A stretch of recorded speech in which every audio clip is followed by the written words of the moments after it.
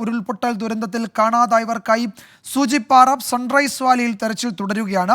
വ്യോമസേന ഹെലികോപ്റ്ററിന്റെ സഹായത്തോടെ 12-അംഗ സംഘമാണ് ദുർഘടമായ മേഖലയിൽ തെരച്ചിൽ നടത്തുന്നത്. പുഞ്ചിരിമട്ടത്തും മുണ്ടക്കയിലും തെരച്ചിൽ ഏതാണ്ട് 90% പൂർത്തിയായിട്ടുണ്ട്.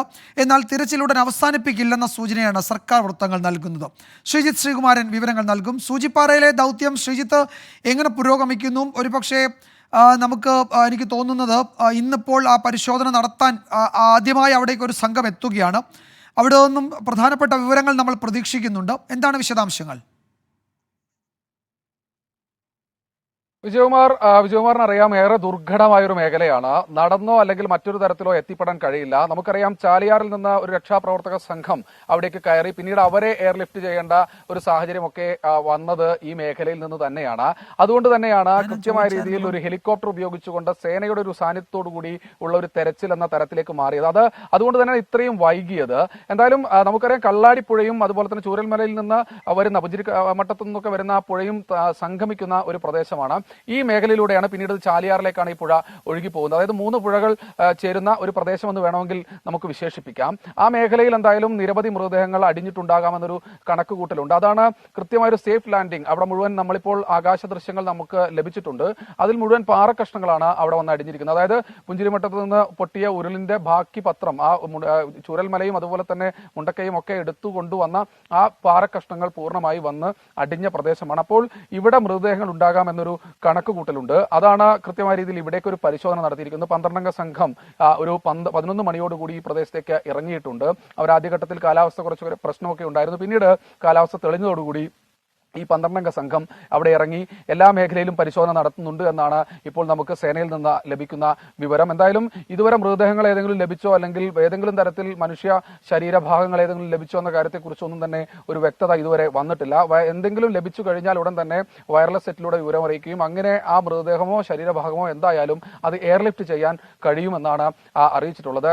എന്തായാലും മന്ത്രി രാജന്റെ വാക്കുകൾ കടമെടുത്താൽ അടുത്ത സമയങ്ങളിലൊന്നും തന്നെ ഈ തെരച്ചിൽ അവസാനിപ്പിക്കാൻ അവർ ഒരുക്കമല്ല എന്നാണ് മനസ്സിലാക്കുന്നത്. കാരണം ഈ ബന്ധുക്കൾ ഇപ്പോഴും ആശങ്കയിലാണ്. നമ്മൾ അല്പസമയം മുൻപ് പ്രാഥമികാരോഗ്യ കേന്ദ്രത്തിൽ ആ പോസ്റ്റ്മോർട്ടം നടക്കുന്ന മേഖലകളിലൊക്കെ പോയപ്പോൾ അപ്പോഴും അവിടെ ആളുകൾ അമ്മയുടെയും അച്ഛന്റെയും കുഞ്ഞുങ്ങളുടെയും ഒക്കെ ഫോട്ടോകളുമായി വന്നുകൊണ്ടിരിക്കുന്ന ഒരു സാഹചര്യമാണ്. അത് സർക്കാർ കണക്കിലത് 200 എന്നാണ്. പക്ഷേ ഒരുപക്ഷെ അതിൽ ആ നമ്പർ കൂടാൻ സാധ്യതയുണ്ട് എന്ന് നമ്മൾ മനസ്സിലാക്കുന്നു. തദ്ദേശ മന്ത്രിയുമായൊക്കെ സംസാരിക്കുന്ന സമയത്ത് അവസാനവട്ട കണക്കെടുപ്പ് നടന്നുകൊണ്ടിരിക്കുകയാണ്. ഇന്നോ നാളെയോ ആയി ആ ഒരു കണക്കെടുപ്പ് പൂർത്തിയാകുമെന്നാണ് അറിയിച്ചിട്ടുള്ളത്. ഇതിൽ ഏറ്റവും കൂടുതൽ ഇതര സംസ്ഥാന തൊഴിലാളികളുണ്ട്. നിരവധി പാടികളുള്ള മേഖലയാണ്. ആ മേഖലകളിലേക്കൊക്കെ കടന്നു ചെന്ന് അതിൽ വളരെ കുറച്ച് ഹിന്ദി സംസാരിക്കുന്ന ആളുകളെ വളരെ കുറച്ച് മാത്രമേ റെസ്ക്യൂ ചെയ്യാൻ കഴിഞ്ഞിട്ടുള്ളൂ. അവർ മാത്രമേ രക്ഷപ്പെട്ടിട്ടുള്ളൂ.